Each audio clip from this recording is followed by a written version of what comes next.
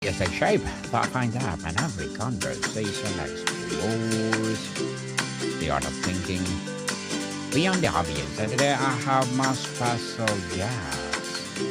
He's a leadership consultant, educator, and of course, an author too, and the author of the book How to Be a Better Procrastinator, other than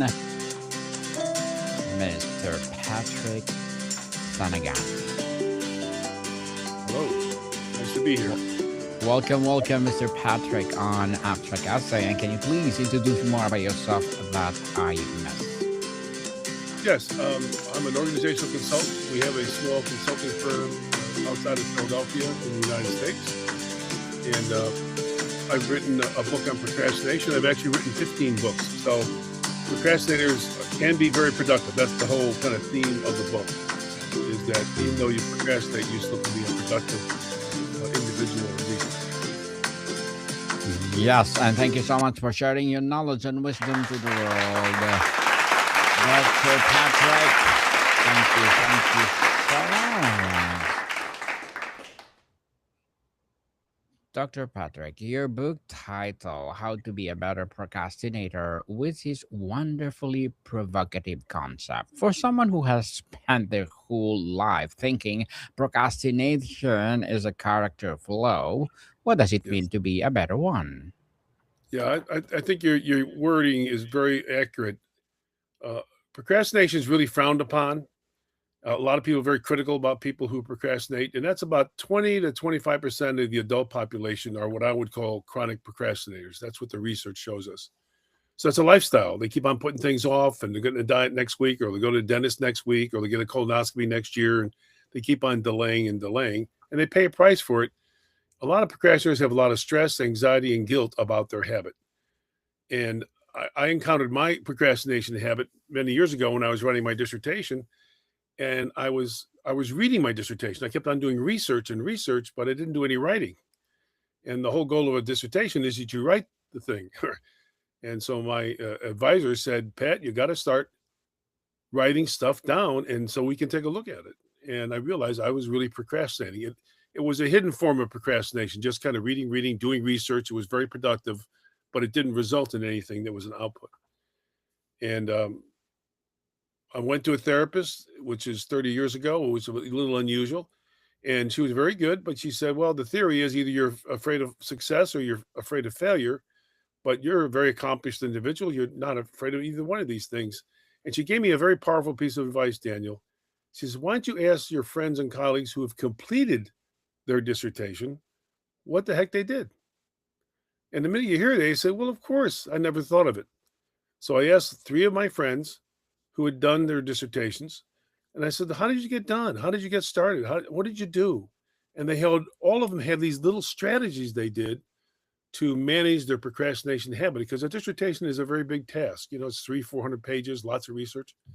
And they all had these little protocols and practices that I never thought of. And I adopted three of them that helped me move through my dissertation.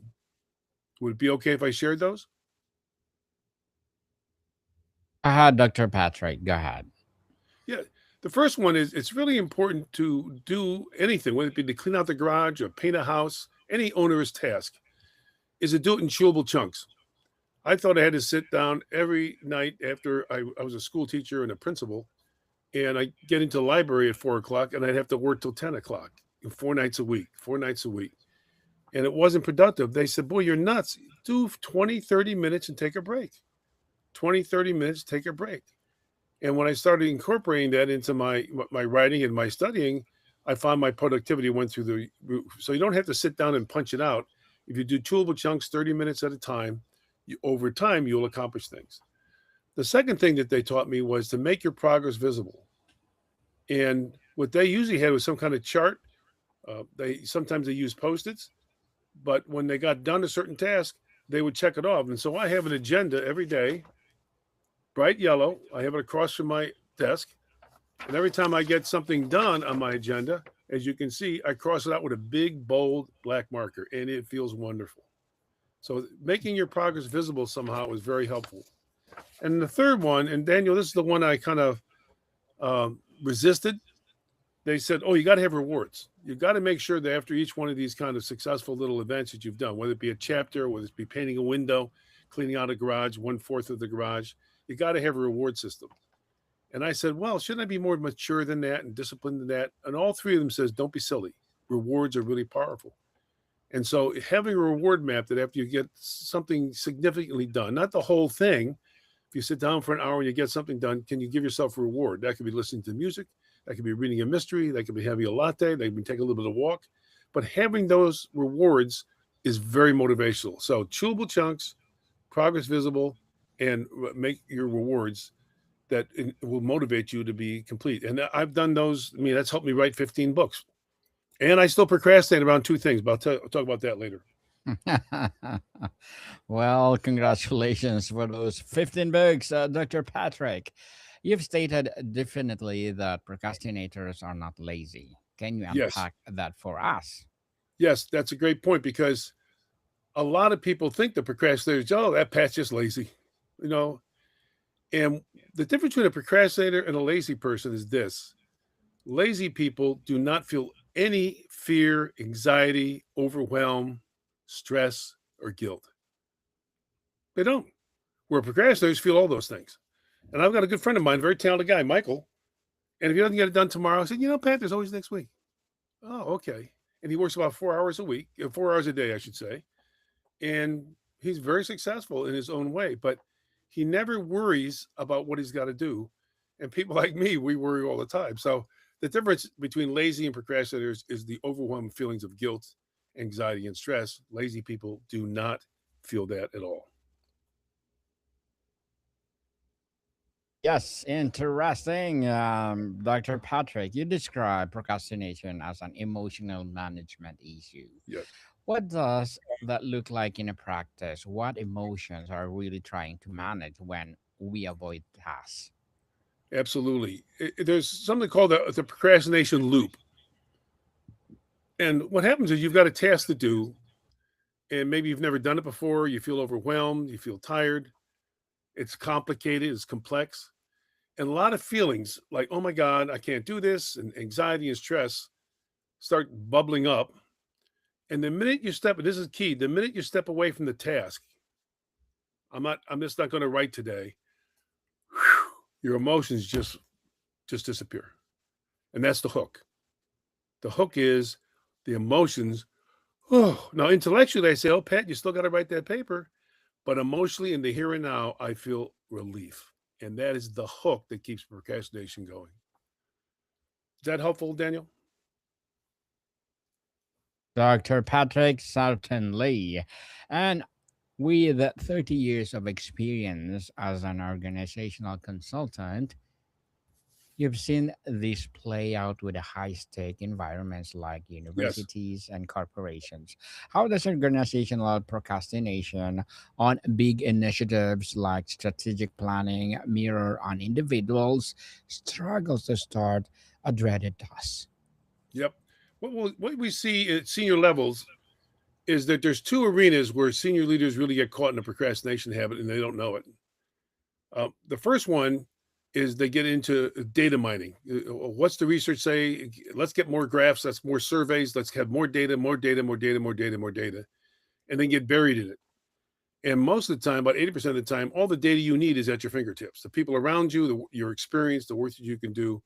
But we get caught in this loop and we keep on procrastinating. It's like me writing my dissertation. I wasn't writing it, I was reading it.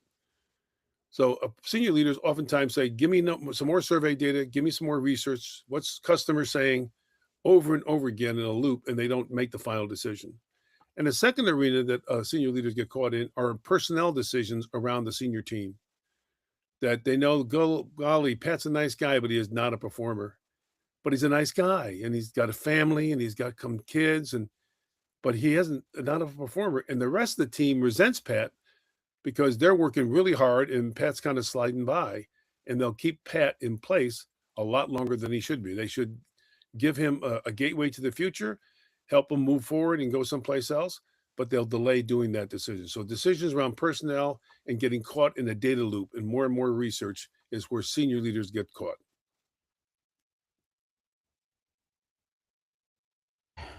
Dr. Patrick, you talk about the cycle of avoidance. A task feels nauseous. We delay if for temporary relief, and then Yes. guilt and stress set in. How can a person become unaware of this loop in the moment before it spirals? Well, that's the can you surf your emotions? When the anxiety and the stress start improving or increasing, can you just take a couple breaths, calm down, and let your emotions kind of walk by you? And that's what meditation oftentimes is about. People learn meditation. I meditate for about 10 minutes a day pretty regularly. I would try 20 minutes and I would start getting anxious. So I said, okay, I'll stay with 10 minutes. And with meditation, all you're doing is watching your thoughts and then bringing it back to a central focus point, watching your thoughts and not reacting and bringing it back. So meditation can be very, very helpful to kind of cut that habit loop out and just, you don't have to react to your emotions. Oftentimes, procrastinators are very quick to react to their emotions. You've written 15 books and published over 50 articles, yet you still identify as a procrastinator. What Yes. does that tell us about the nature of this habit? Is it a goal to cure or to manage it? It's a great question. My assumption is this: you can learn to manage it. I don't think it's curable. I think it's brain wired, and they've got some research that kind of shows that. Um, and what in the book, there's about 50 different strategies you can use to manage it. So I'll give you a couple quick ones. All right. There's something called in our business temptation bundling. That's when you take a negative task or a noxious task or an overwhelming task or an aggravating task, and you pair it with something pleasant. So I don't want to go running in the morning when it's cold, but I run with my friend. I make it a social activity. I have a lot of ironing to do. Oh boy, am I going to go down to the basement and iron? Put the ironing board in front of the TV, watch a movie while you're ironing your clothes. So you can marry something positive. You can play music while you're cleaning out the garage. So you can marry something positive with something negative. It's called temptation bundling, and it's a very powerful little strategy. The other thing is that for procrastinators, Daniel, starting is the hardest part, right? To get started is the hardest part. And one of the things that works is to have some kind of routine. So every day I try to walk 10,000 steps. And we're having a miserable winter. I mean, we're having a tough winter. Now, it's not a Minneapolis winter or a Green Bay winter, but for us, it's a tough winter. And I could easily get up in the morning, get a cup of coffee, and say, it's kind of cold and wet out there, and there's 4 foot of snow, and maybe I'll just go back to bed. But what I've done is I've got a particular part of in my house in the foyer, right next to the door, where I have all my mittens and my caps and my running outfit, and I have it in one place consistently. So when I get up in the morning, I do have a cup of coffee, and then I go to that place, and in a minute, minute and a half, I got everything. I'm not looking for I'm not saying where are my gloves and should I wear another scarf today? And oh, well, where are my running shoes? You start doing that, you won't get anything done. But everything's in one place in a routine. I put it on, I walk right out the door, and I've got about a 95% success rate when I'm at home of my 10,000 steps. When I'm on the road, I try to do 5,000 because it just takes too much time when I'm on the road with clients and customers and things like that. But routines are really, really helpful. I'll give you a couple of quick other examples. Ernest Hemingway, the great Nobel Prize winner, won it twice. He would get up very early in the morning, and he would stand most of the time while he was typing on a typewriter. So the standing was important to him. And he would either produce 5 pages, right, or work for 5 hours. Five was the number. So if he got done in an hour and a half and the 5 pages are done, that was it for the day. So that was a routine. Maya Angelou, a very famous writer and poet, she would go to a hotel room near her house, never slept in the bed, but it was isolated. There was no phones. And she would go there and she would write for 6 hours a day and then go back home. So these little routines that you can put in place can be very helpful. Stephen King, the famous mystery writer or whatever it was, horror writer, he starts every day writing at 8:30. He has a cup of tea or a glass of water, and he works for 6 hours, and then he's done. So routines can be very, very helpful with procrastination. Is that helpful at all? Does that make sense? Makes sense, Mr. Patrick. You mentioned that motivation is a small battery that gets worn out with use. Yep. If motivation is such a limited resource, what should we rely on instead to get things done? Yes, that's a great point. We have this idea that the motivation is this like big pool of water in the backyard. It isn't. It's a very small resource. And there's a very famous guy, Roy Baumeister, who wrote a book called Motivation, and he dispels a lot of myths around it. He said it's a very small resource, so you have to use it strategically. For some people, getting motivated in the very beginning gets things moving. For me, I try to use motivation towards the end of a task. If that's a paper I'm writing or a book I'm writing or a project I'm kind of managing, it's the last mile is the hardest for me. So that's when I put in my motivation and I push through the last mile. So using motivation strategically when getting a very difficult task done is the way to use your motivation. It's not an endless pool, it's a very short resource. Also, the other thing, Daniel, is a lot of procrastinators have this notion that, oh, I'll do it when I feel like it, when I feel motivated. And there's a good chance you're never going to feel motivated. So you've got to use these structures and these little things that we've got in the book to move things forward. And we know that if you start something, even if it's 10 minutes, that's progress. We also know that you will continue about 50% of the time. So just starting the task, whatever the task is, there's a 50% chance you'll continue to do it. So that's the key to remember is action creates motivation, not the other way around. And that's very counterintuitive. Beautiful, beautifully articulated, Dr. Patrick. Let's talk about self compassion versus self criticism. You've noted that self compassion is more effective. Why does being kinder to ourselves actually help us to get out of our own way and start a task we've been avoiding? Yeah, I think it's another counterintuitive notion. And a lot of this research is done with college students because they come for a semester and you can kind of manage what they do and what they don't do and things like that. And what they found was self criticism is not very helpful with procrastinators. Beating yourself up doesn't help. And it's kind of counterintuitive, but it doesn't help. And there's no research that I'm familiar with that says, golly, Pat, be tough, be smart, be more disciplined. Helps. But they do know if you're more self compassionate and say, okay, I dropped the ball this time. Tomorrow's a new day. Let's see if we can do something tomorrow. So the self compassion and not the criticism is the key. And that's what they found out with students because they would feel very disappointed after the first failed exam, let's say in the first 2, 3 weeks of the semester. Faculty members who met with them and said, okay, now how can we make sure that the next exam goes well and encourage them not to beat themselves up, but to focus on what's positive and their progress going forward. So being self-compassionate, just being nice to yourself can help manage the procrastination habit. Certainly. So, how do perfectionism and the fear of not doing something well enough feed Yeah. directly into the procrastination cycle? What is the antidote to that mindset, It, Dr. Patrick? perfectionism is a whole kettle of fish. It's a very, very complex thing. Lots of people are perfectionists.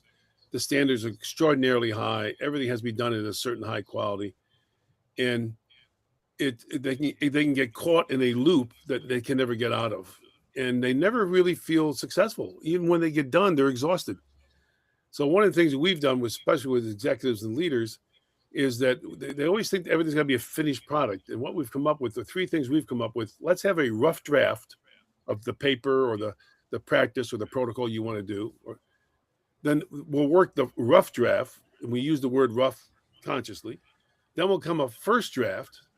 Okay, that's more refined and things like that. And then we have a final draft. And those three phases help perfectionists move forward as opposed to getting stopped with the first sentence in the report or the book or the paper. Just rough draft, first draft, then final draft. And those three phases surprisingly work well with perfectionists. But it's you got to manage your perfectionism first to be able to manage your procrastination because they're kind of like kissing cousins. Dr. Patrick, we live in an age of constant notifications, social media, and endless choice. How do these modern factors exploit our brain's dopamine system and make us our susceptible to procrastination? We live in a very difficult. When I was talking 30 years ago, we didn't have social media, but there still were distractions. Nowadays, the distractions are all over the place. And so, a couple things that we suggest that people do is take your smartphone, iPhone. I have an iPhone, and it's here, right, all the time. I can check it out and do this and do the stocks and do all kinds of things on this thing here. Put it in another room for an hour. Put it in another room for an hour and focus on what you want to do. If you can focus for an hour, you'll get a lot of work done. It's amazing to see the kind of work because you're not double checking things. You're not going on social media and saying, what's X saying and what the president's saying or what's the SpaceX guy saying. And if you can go to another room, just if there's a lot of distractions, you're in an office space where there's noise or there's music, try to find a space in the building where you can go and be quiet for an hour and you'll be extraordinarily effective. But making sure you get rid of the distraction, either remove yourself or remove the distraction. And we found a lot of executives put the smartphone someplace else so you can't reach it and see it, and you'll be much more productive. Now, the myth in their head is, oh my God, what happens if there's an emergency? And so someone like me has to say, when's the last time you had an emergency? Well, I haven't had one yet. Well, if there's an emergency, let someone know that your iPhone is there. And if there's an emergency, they'll let you know. But don't get caught into that kind of mythological loop. Put it away for an hour, only an hour. And some people might have to start with a half an hour because they'll get anxious. If you let people that have done a lot of research that put the iPhone in another room, people get all kinds of anxious. So start with a half an hour and build up to an hour, and you'll be productive. But get it Mm, away. certainly. You work with thousands of leaders. When someone successfully shifts from a cycle of avoidance to one progress, what changes of them, not just in their output, but in how they feel about themselves? They feel productive and they feel positive. And Mm, these are high achieving kinds of people. I mean, so when they can get something done, and they have to, it's counterintuitive because you have to think differently. It's something that's there, it's not going to disappear. And your brain is kind of wired for it. So you have to figure out when it starts rearing its ugly head, use more that you just can't have one strategy. You have to have 4 or 5 or 6 strategies to manage your procrastination. But when people kind of manage that, I mean, 50% of people who go to get their doctorates, 50% never finish a dissertation. These are all very smart, well educated, dedicated people who've done tons of courses and writings and papers and tests, but 50% do not finish their dissertation. When the ones do finish a dissertation, like myself, it feels wonderful. Now, I had to get a 1 year extension because of my procrastination habit. And I was very honest with my chair and said, I'll start writing right away, but I need another year. And that 1 year gave me the opportunity to get my doctorate. very well said, Mr. Patrick. Very well said. And to wrap up our discussion for today, if a listener takes away only one idea from this conversation, one of the fundamental reframe about procrastination that could change their relationship with it, what would you want to be based your 30 experience of personal journey? Yeah, I think that the thing I mentioned earlier, Daniel, I think the chewable chunks is very important. You don't have to sit down and do the whole thing right now. Do 20 minutes, do 30 minutes, take a little bit of a break, chop it down. Like eating an elephant. You don't just try to eat the elephant, you chop in small little slices and eat a little bit. And then the whole notion of making your progress visible, that sounds so simple, but it's a very powerful motivator because you can see yourself making some progress. And that's why my little bright yellow agenda, I have it every day, Saturdays and Sundays. And I use it to monitor my progress and cross out. Like I've got you on this. When we're done this, I'm going to cross it out. But thank you for your time. I appreciate it very much. I hope this was helpful. Definitely helpful, Dr. Patrick, and I'm inviting you to please become over on my Book 101 Review and let's talk about all your books, the writing process of your 15 books. I'm interested to that. I will invite you to Padnets and hoping for our second episode. So can you please invite our listeners to support your books, your advocacy, or whatever projects that you're doing right now? Yes, you go to Amazon.com or Amazon Books, I should say. And I have 15 books. I've just written 3 children books with a friend of mine, and that's very nice. It's very, very different. but this is called How to Be a Better Procrastinator. It's very practical. It's research-based. It's just not me, theorizing. And what's nice about it, I wrote it as a procrastinator. You open it any page, and there'll be something that's useful. So some people start in the back of the book, about 30%. There's a summary right there. Go 117, page 117, you'll have a strategy. So however you want to use this book, we've written it for procrastinators, and they have found it to be very helpful. Thank you for the opportunity, Daniel. You are most welcome, Mr. Patrick. So, yes, people, let's support Mr. Patrick or Dr. Patrick. So, because if you support him, for sure more and more empowering books like this to rise. So, Dr. Patrick, thank you so much for your time. Thank you, Daniel. I enjoyed it very much. Likewise, more can people see you soon.